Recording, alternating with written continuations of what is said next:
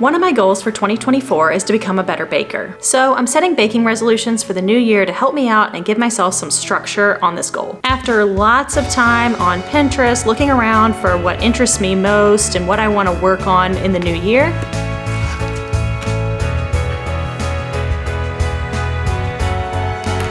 I've got my list of baking resolutions for 2024. My first resolution is I'm going to bake bread at least once a month throughout the year. It is so nice to have fresh baked bread at home, and it's really not that hard, but I usually don't plan to bake the bread, so I don't bake the bread because I don't have a plan to bake the bread. But this year I'm going to be intentional and make sure that I have a plan to bake bread at home at least once a month.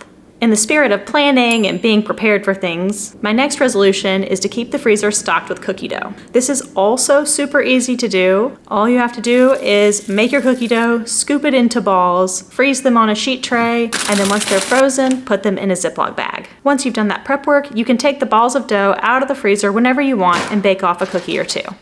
Staying on the cookie theme, this year I'm gonna learn how to flood and fill cookies with royal icing so I can make cookies that look like this. I sort of know how to do this in theory, and I think I've maybe done it once, but I definitely haven't practiced it enough to feel confident. So I'm going to read up on the technique and practice until I'm happy with my skills. My next 3 resolutions have to do with decorating. I've seen pavlovas like this one on the internet for years, and I've always wanted to make one, so this year I'm going to do it. I really like how the fruit looks piled up on top of the meringue, and I really just want to make that myself. I'm also going to decorate 6 cakes outside of my culinary school classes. I really want to improve my cake decorating skills, and it's just not something I usually do unless I have an occasion to take a cake to, and I want to practice intentionally in advance of these occasions.